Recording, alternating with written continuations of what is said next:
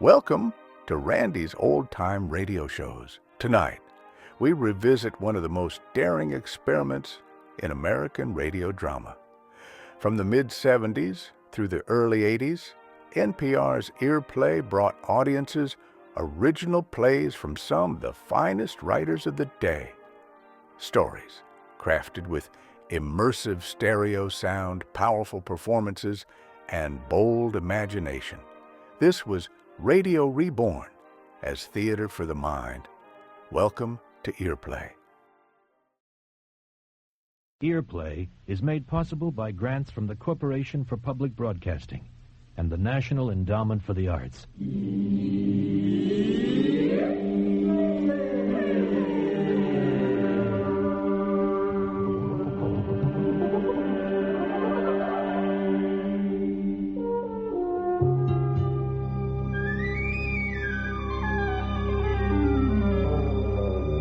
A play for radio, The Midnight Mocker by Leo Goldman.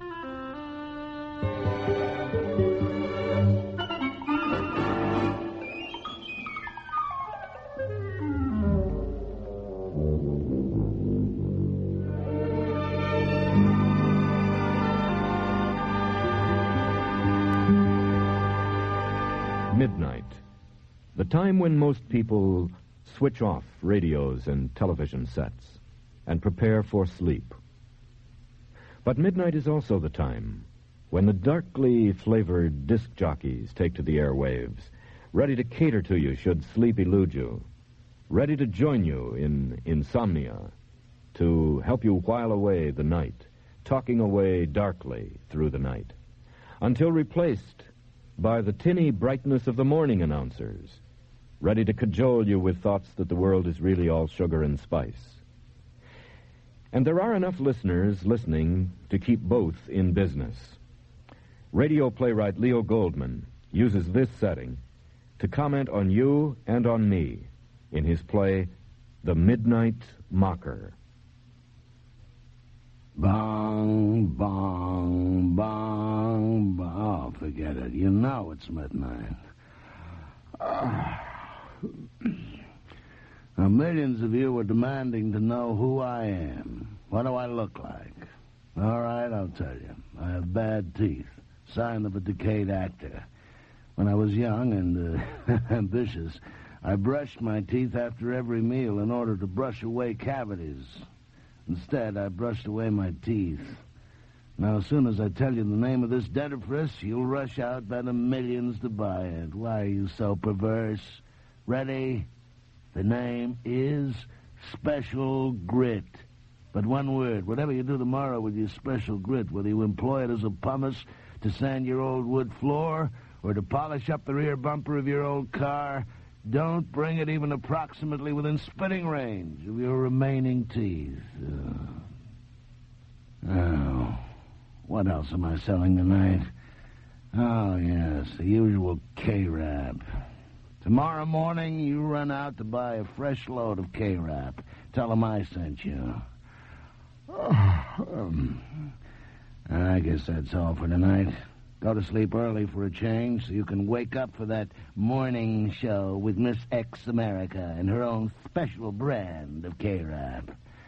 As for me, I'm taking a fast fade into the sack.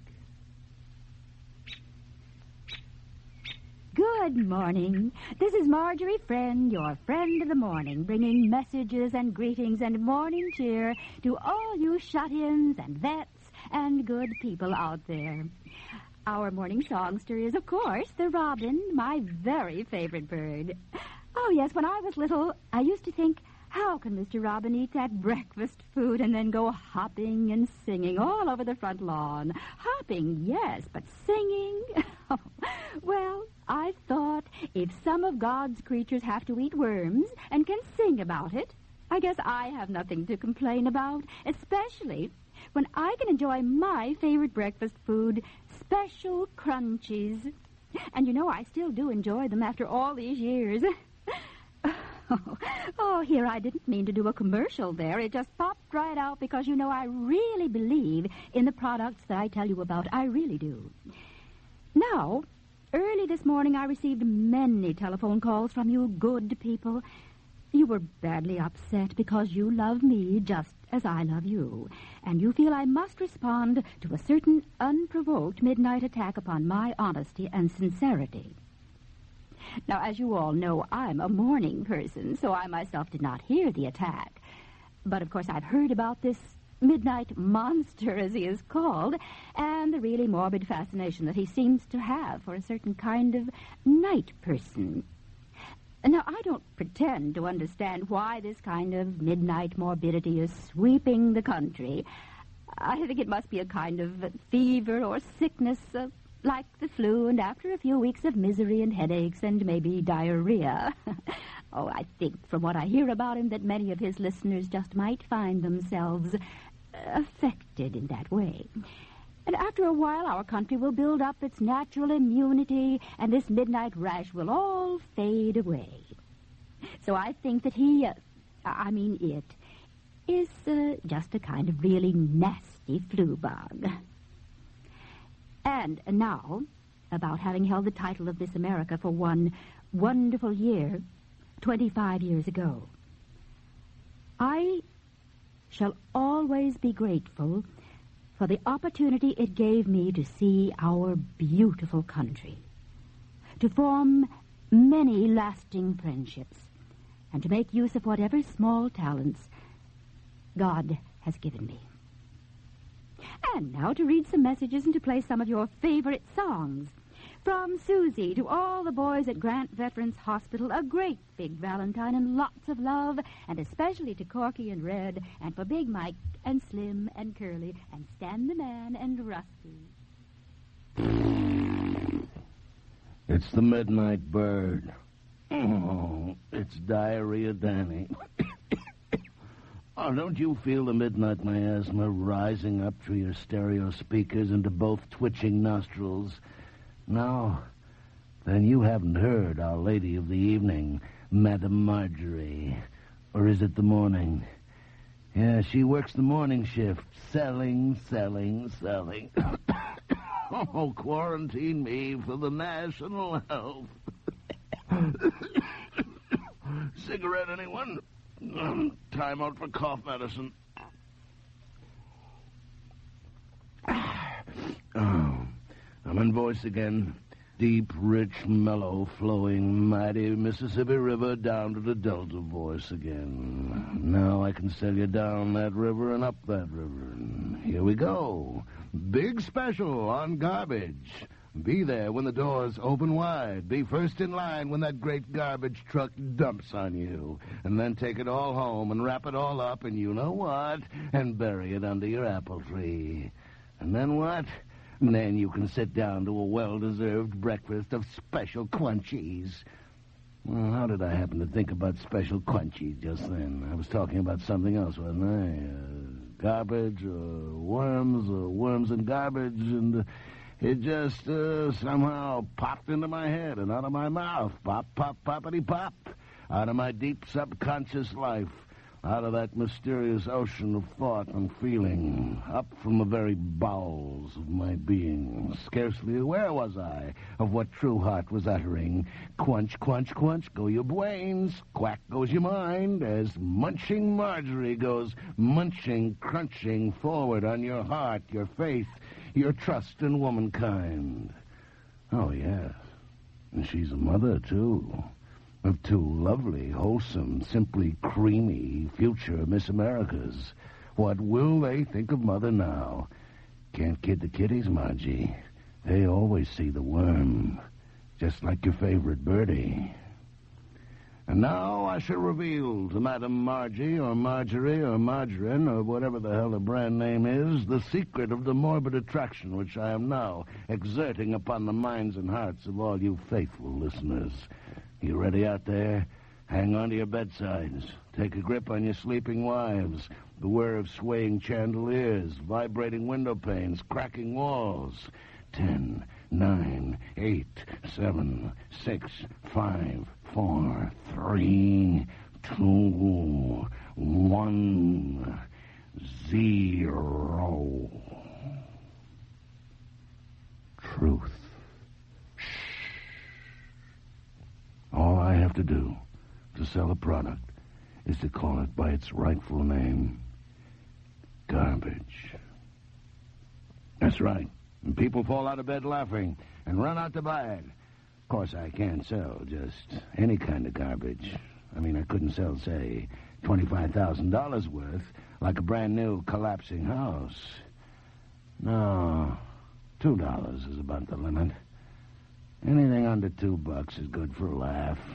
What are people doing with all that K-rap, I wonder? They must be wrapping it all up. The house, the wife, the car. I have a feeling if times are good, I might make it to $3. Times are bad, $1. What, half $1? 2 bits? A dime? How much garbage can you buy for a dime? Plenty. When you get down to 10 cents, it's pure. There's nothing good left in it. Did you hear that out there? Good night, America.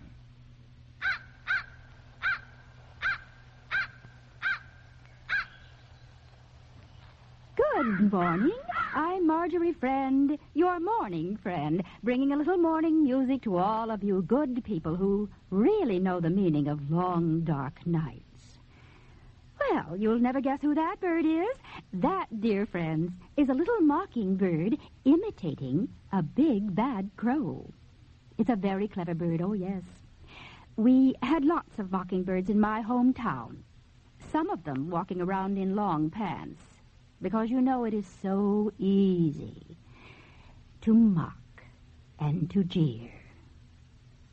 Now, I'm receiving so many telegrams and telephone calls and special delivery letters that my head is just going round and round.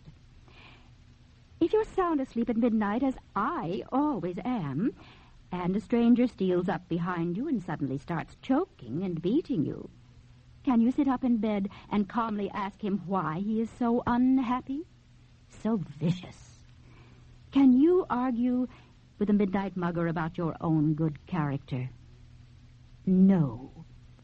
Because you know and I know that you cannot win an argument with such a person. Such a person can never believe anything good about you because he thinks everyone on earth is just as hypocritical and nasty and brutal and evil as himself. And now that is the last comment I shall ever make on this midnight... I almost said vulture, but I guess mockingbird or magpie or maybe screech owl will do. Oh, dear. I feel as if I've been sitting up all night long in some cold, dark place, and I want to return now to a warm, sunny room with all of you good, kind people. And now, from Harry and Betsy to Jimmy and Lucy, very best wishes on your golden wedding anniversary, and may all your loving family be around you as you celebrate this wonderful day. Ah! Ah! It's the midnight screecher. Turn off your screech box, or the screecher will reach you and eat you for breakfast, you delicious little special crunchy you. I bet you think that was a real screech owl, don't you? Well, you're wrong. That was your very own midnight mockingbird. I can imitate anything. I can even imitate a live human being. And that's what I'm doing right now. But I'll tell you a secret. There's nobody here. Just a voice. The voice of midnight. No, dear sleepyhead, midnight is not alive. Midnight is simply darkness. A darkness so deep, so thick, so heavy, that out of it a voice finally begins to speak. But who was I when I had a body, like your own? I've told you. An actor. A good actor? No, a mock actor, a mimic. No depth, no heart, no soul. In fact, about the same as now. But I must have had something that I don't have now. Oh, yes. Illusions. The chief illusion by which I sustained myself, the great ideal of my youth, was that as I grew older, I would grow deeper. As I went deeper into life, I would go deeper into art. Unfortunately, as I grew older, I became shallower. Why? Well, some people are strengthened and deepened by failure, and some people are hollowed out and have to keep on flowing booze into that hollow for the rest of their lives. Booze or something. Maybe like you, dear listener? No, you're running deeper as you age, not shallower? Good for you. I wouldn't want to think that you and I have anything in common. As for myself, I began going deeper and deeper into drink, into debt, into despair. Deeper. Right. Okay, enough. Now, how did I finally get behind the microphone? Through an ex-friend of an ex-friend to get me off their hands. All I had to do was stay sober long enough to read the commercials. Hell, I could do that. Some actors are superb at imitating a drunk. I'm in a class by myself at imitating a sober. So there I was, 1, 2 o'clock in the morning, pitching used cars and cordon removers and dandruff killers. And then a funny thing happened. I started making little comments on my own commercials. You know, just small observations, such as you've grown to know and cherish. And why did I do it? Well, for one thing, 2 of my ex-wives were collecting all my salary. I had to steal money for myself to keep myself in booze. But I didn't have the guts to walk right off the job. Besides, if they fired me, I could collect unemployment compensation and maybe steal some of that. So every night, I told a little more truth about the garbage I was peddling. Nothing. I figured the whole world was asleep, or at least the whole town. So I really stepped it up. Capital G, garbage. Come and get it, suckers, at your friendly neighborhood garbage dealers. And then came the big blast. They sent for me, the station manager, the sponsors, the agencies. I thought, they're not going to fire me. They're going to surround me in a soundproof room, turn off the lights, and hack me to death. Well, they surrounded me, all right, in a soundproof room. They closed in. I was about ready to send for a priest. And when they were very close, they whispered, "How much money do you want? Never, never to leave us." See, they'd heard a terrifying rumor that a rival station was trying to hire me away. And that rumor hadn't reached me because in the secretive way of your truly accomplished boozer, I was stealing away each misty morning and hiding incognito with my bottle in a hotel room without benefit of telephone. And in the meantime, sales were doubling, tripling, quadrupling, quintupling. That's what was happening in the silence, the vast silence of the city out there. I thought you were dead. But no, you were dead laughing. You were forming fan clubs. I didn't know. I slept half the day and drank away the other half. Okay, they whispered. You want a 1-year contract? No. Good. Then you want a 2-year contract? No. Fine. Then what you really want is a 5-year contract? No. Great. Then it's a deal. We'll make it a 10-year contract? No. No, then what do you want? I want to talk to the rival station. What? Why? Power. Trunk power. But even more than that, the rival station has more watts power, transmission power, network power. Hey, world, I have an audience. Can you imagine? I, the living dead, has gained an audience. Of whom, I wondered? Of the living? Are you listeners among the living, and only I among the dead? Or are we all, each in his own way, deceased? You, an audience of the dead, gravely, laughingly, soundlessly, receiving nightly broadcasts from a ghost. So here I am, hoarding this microphone, Mr. Macabre, the latest popular monster, drawing even with Mighty Frankenstein in the monster popularity poll, passing up Count Dracula, that dullard, running far ahead of all the devils, witches, zombies, vampires, goblins, ghouls, and assorted evil spirits which have lately taken possession of our hell-bound country. I'm a star. Never mind that I'm a dead star. I've made it. Now, if only I could give a damn. Too late. I've gone into an irreversible decline. But never mind me. I'm not interesting even to myself. a bore myself. What is interesting is whether you, too, have slipped into a decline. I mean, after all, I'm your hero. You worship me. You write thousands of fan letters, all of which are burned on arrival. You'd give anything for a photograph, a lock of hair, a fingernail clipping, evidence of actual bodily existence. Why? I'm not exactly a figure like George Washington or Paul Revere or Thomas Jefferson or Daniel Boone or Abraham Lincoln. I'm a booze hound, a whiskey canal. I'm a garbage peddler, a midnight mugger. I attack helpless American womanhood. There she is, Miss America. A widow supporting 2 children, husband lost in our latest war, and I mock her efforts to bring bread home to her kiddies, selling what she has for the highest price. Well, sure, who doesn't? But remember her 25 years ago.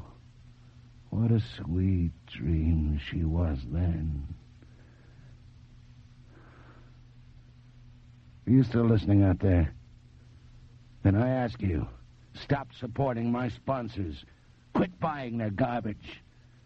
But I know it'll happen. Tomorrow you'll clean out the shelves again. Tomorrow night I'll gain another 1 million listeners. And now I believe I know why.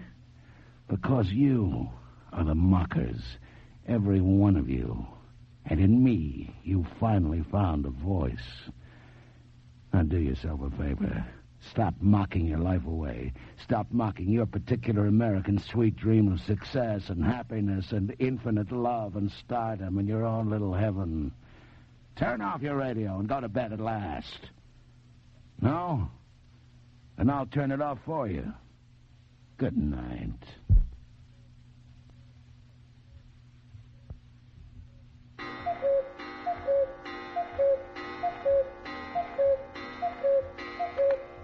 Good morning. I'm Marjorie Friend, hoping to share a morning hour with you. Now, what does a mechanical cuckoo do? Well, at midnight it cuckoos 12 times. It doesn't fly. It only says to all the world, "Cuckoo, you're crazy." Does it do any of the things that you good people do? Does it contribute thousands of dollars to help the ill? Does it send letters to shut-ins, to vets, to parents of stricken children? No, it is helpless. It is only a voice. Poor little whiskey baritone. How can a mere human voice offer a kind word to people who are really suffering? It can't. No, it can only moan and whine, pity its poor, miserable self, while all around people are dying for one word of comfort. Oh, but such people are too small. Only little people like you and me can see them. All right, I am little, and so I do what I can for other little people, which is little enough. But less than this I cannot do. Now, if he, that pathetic little drunken monster crying and whimpering into his bottle, if he would help one person, it would be more real. It would mean more than all of his malicious humor at the expense of those who do try to help. And if I appear foolish or weak or ridiculous, I don't care. I'm not interested in those appearances. The reality of helping someone is what I care about. And that is the wonderful part of being on radio, that my voice can reach others. But I am a person, not a disembodied voice. I don't throw my voice at you like a ventriloquist at a dummy. No, I talk to each one of you. And now to all of you people who have been insisting that I really tell him off once and for all, I hope this will satisfy you. And to all of you other people who are urging me to have a kind of public debate with him, I will say this. I have no desire at all to meet this midnight maniac. No, it would be like going to a police lineup to identify the man who has attacked you. I'm not even curious. Some people tell me he's a really horrible, disgusting, bloated creature, and some people say he isn't at all. So many women have been calling me up and claiming to be his ex-wives that he couldn't have married them all. Besides, they all give different descriptions.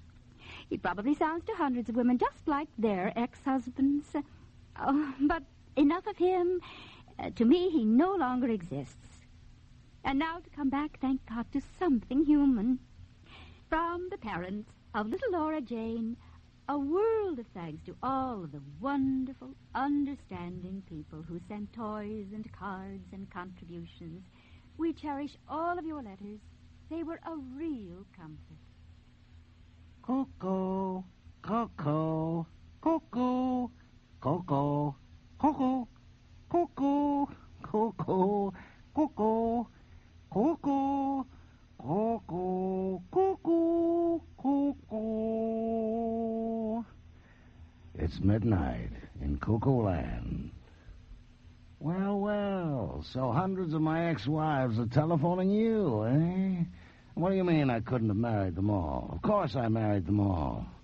But I wore a different face and used a different voice for each one of them. Shrewd move, I call that. Hey, old pal. Hey, old buddy out there. Don't you wish you were an actor? Think of the thousands of women you could marry, and they'd never be the wiser. Actually, friend, to the best of my recollection, I married only 3 or 4. Or was it 5? Oh, now it comes back to me. The reason I give completely different descriptions of me is I was in completely different shape for each one of them. For wife number 1, I was Mr. America. You don't believe that, do you? Well, it was a job requirement at the time, 25 years ago. I don't mean for marriage. I mean for the stage. That and a torn T-shirt. You could hardly get an audition if you went bulging through a torn T-shirt.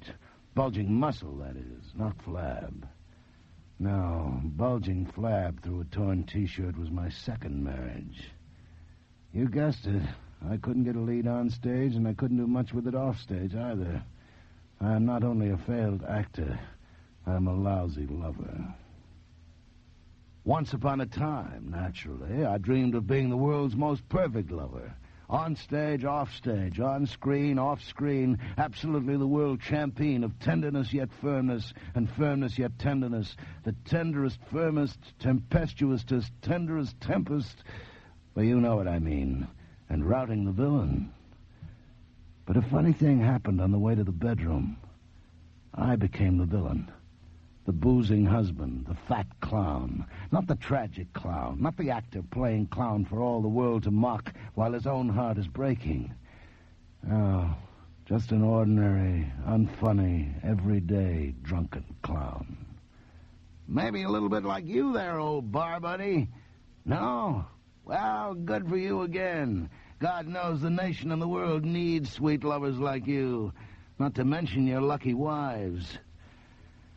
I'll skip over wife number 3, mercifully, and over wife number 4, charitably, and over wife number 5, if there was a wife number 5. Does it matter?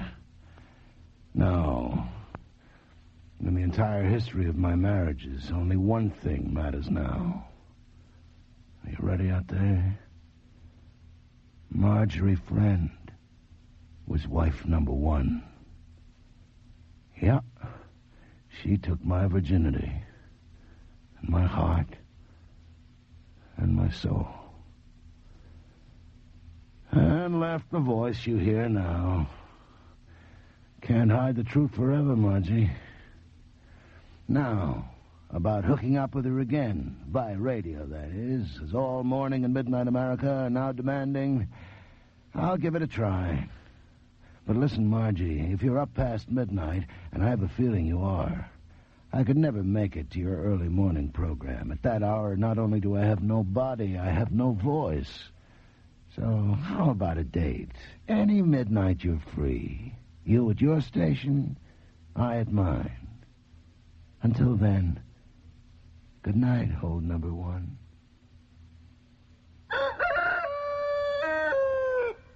Good morning, and a very early morning, 30 seconds past midnight. This is Marjorie Friend, apologizing to all my morning friends for keeping you up so late or getting you up so early.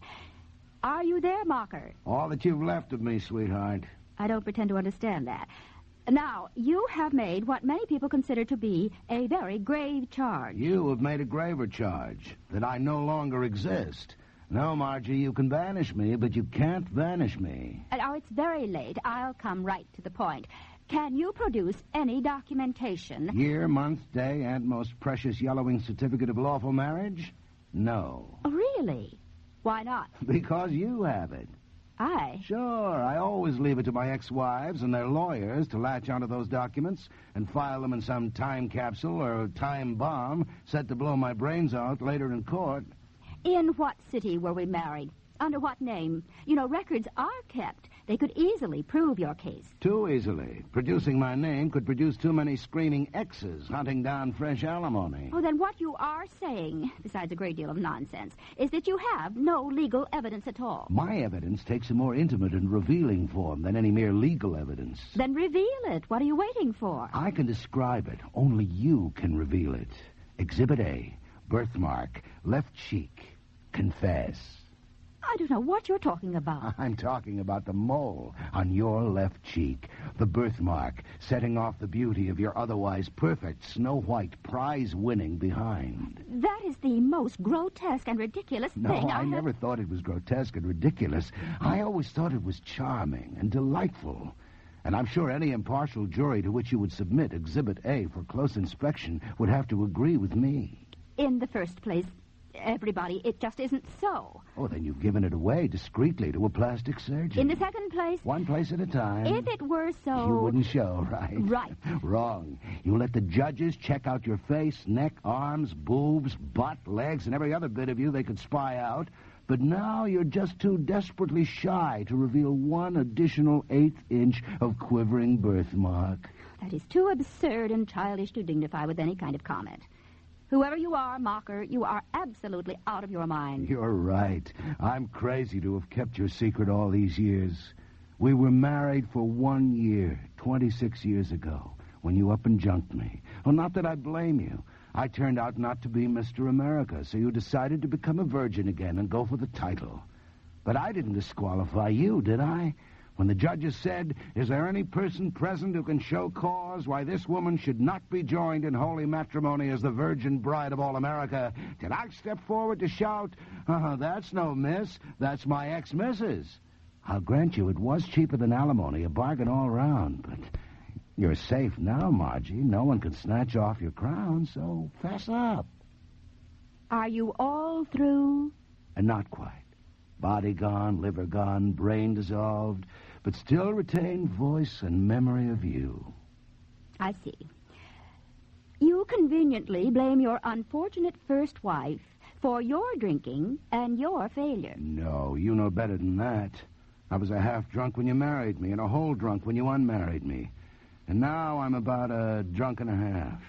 But you didn't drive me to drink. I wasn't your passenger. I did all my own driving. And what do you mean, failure? I'm the biggest draw in the history of nighttime radio. I send millions of people red-eyed to work every morning. Not booze, lack of sleep. And the money I'm making, if I had an ass, it would be sitting in a nest of $1,000 bills. And I owe it all to you, Margie, for having left me. How could I have made good without whole harems of ex-wives for comic material? 5 wives are a gas. 1 wife is no joke. May I speak? Shoot, unless your lawyers have clapped all 10 hands over your mouth. The only sense that I can make of all your gibbering is that you were married once upon a time to a Miss America contender, and in your drunken fantasy you have mistaken me for her. But Miss Americas are not interchangeable, Mr. Mocker. You said yourself your brain has dissolved in alcohol. Disappeared without a trace. I'm a voice from the other side. Good shot, Margie. Never claimed you were a fool. If you were, you wouldn't be where you are today. No, you'd still be married to me. I'm the fool. I don't deny it. I had you, then I lost you. But I'll tell you a little secret. You do still love a secret, don't you? And you do know how to keep one, too. Every red-blooded American boyo grows up dreaming of Miss America, and in his own drunken fantasy marries the princess. Oh? Yes? How can the poor lad help it? You are squirted directly into his brain until every intoxicated little brain cell is just a dripping and a quivering with your sweet promise. All American men have Miss America for an ex-wife. All but the bachelors, I suppose. They've stayed pure, faithful to the ideal. Oh, now I understand. You mean that I am your ex-wife symbolically. Yes, dear, and in every other way known to man. And now I'll tell you one last open secret. I still love you. You still there? Yes. I love the memory of you from a great, great distance, from millions and billions of miles away. It's as if I were falling farther and farther away from the sun, so far away that the sun has vanished forever. And yet, I haven't quite lost the memory of sunlight. Can't you hear my voice? You said yourself it is the voice of death. Yes, I did say something like that, didn't I? You've hit it. Imagine, dear listener, confessing your love after 25 years of silence and then hearing your love reply that your voice is the voice of death. Imagine discovering that your own voice, which in your youth you considered to be the full-throated voice of love, the very bird-song of love, has become unmistakably the last guttural, choking, whiskey baritone of death. You think I am the last one to be surprised? You're right. It's always a shock to discover your latest transformation on the way to complete monsterhood. Are you there, Marjorie? I hear your voice. So do I. Now. But let me tell all of you, the human voice is astonishing. Even after it has become the voice of death, even after it has chosen death, it calls out to life. To the very last moment, it cries out to be delivered from the death it yearns for. Oh, yes, life is very powerful. It can barely manage to pry loose its own grip on itself. Until tomorrow, midnight. Hello? Oh, well, I don't want to go on talking alone at this hour. So, to all my friends, it's very late. Good night. Bong, bong, bong, bong, bong, bong, bong, bong, bong, bong, bong, bong. It's midnight over the boneyard. Not everyone has the privilege of tolling himself all the way into his own grave. Another unexpected benefit of radio, dear invisible audience. Well, cannot one of you seated there in chapel find a good word to speak in praise of the departing? Silence. From all that listening throng, not one yea leaps forth to echo here at graveside. Last week, last month, you loved me. Tonight you have abandoned me. And why?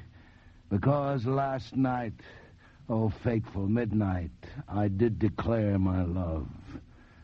Well, monsters do love, you know.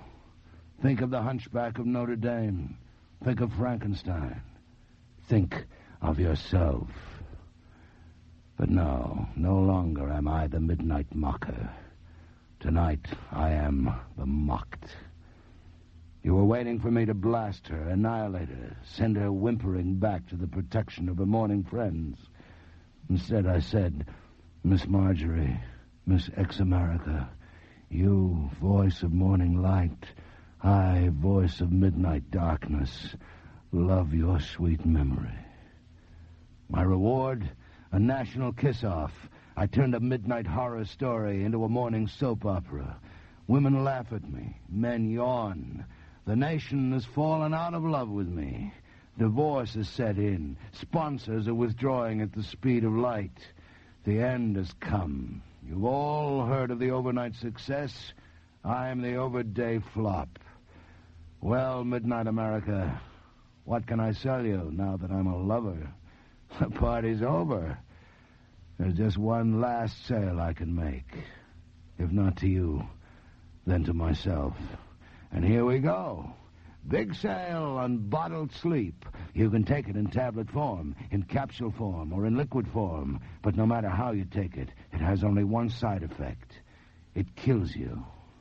If you dissolve 25 tablets in a pint of booze, as I have done, and drink it down at midnight, as I have done, about 5 minutes will do it. Ah, you say, another gag, another gimmick, another game, another act, another fraud, another swindle. Is nothing real, not even death? Well, you've been sold so many fictions. How can you be blamed for not being able to distinguish lies from truth? Well, think of it this way. Lies sell. Yes, but the truth could be even more sensational.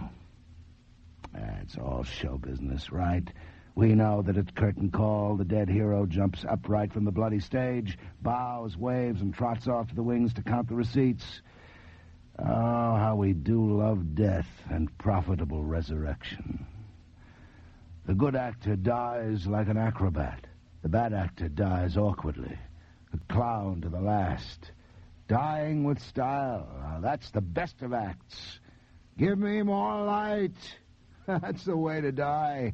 That's the cry of genius, of life, of love.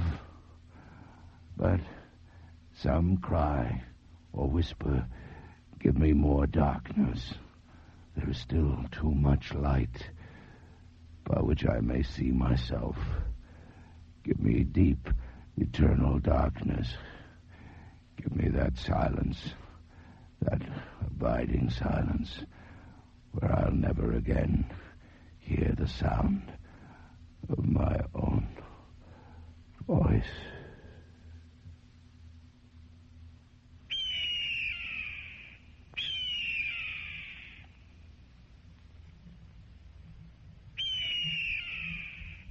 Good morning. That is the victory scream of an American eagle. People tell me I'm the winner in a great national contest. People tell me that my voice is the voice of America, not his. I want to thank all of you for your comforting words, but I just don't feel like a winner. I only feel the waste of that man's life. All of that intelligence, all of that feeling, all of it lost forever in mockery and self-mockery. The voice of the eagle speaks for many of you this morning. The voice of the mourning dove for me.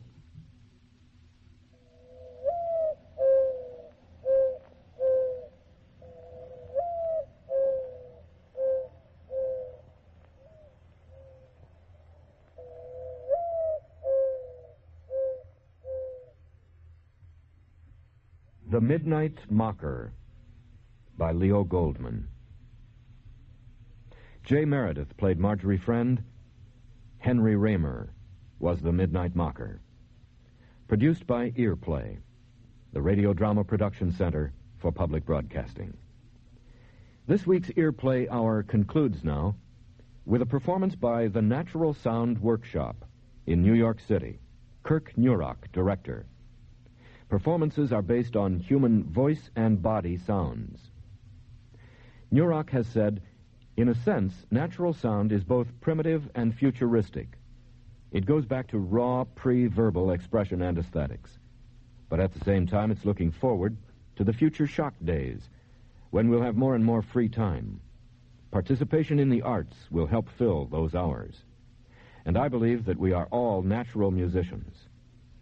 The piece we're to hear now also has voice soloist Jay Clayton and saxophonist Roger Rosenberg, as well as piano and bass. Scat Melisma, with the Natural Sound Workshop, directed by Kirk Nurok.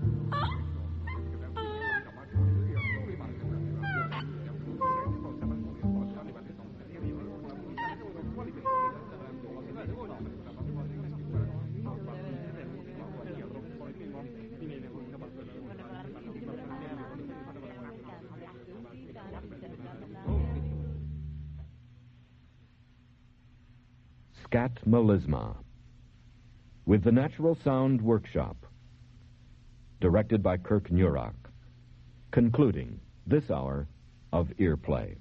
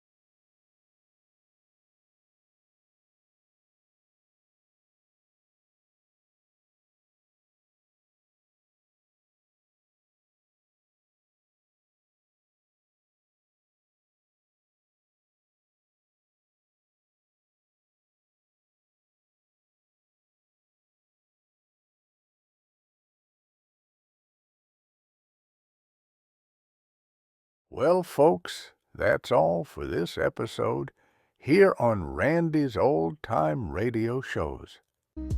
Now, bringing these golden oldies back to life takes no small amount of time and effort from our good friend Randy, cleaning up the audio, converting the files, and making sure each show has the best audio possible. If you've enjoyed the program and you'd like to help keep these classics on the airwaves night after night, why not consider a small donation? Every penny goes straight to supporting Randy's work and helping this channel stay on the air. You'll find the links down in the description below. And for those of you kind souls who've already given, Randy tips his fedora to you. Your support truly keeps this old radio spirit alive. Thanks ever so much. And until next time, keep those dials tuned and keep the memories rolling.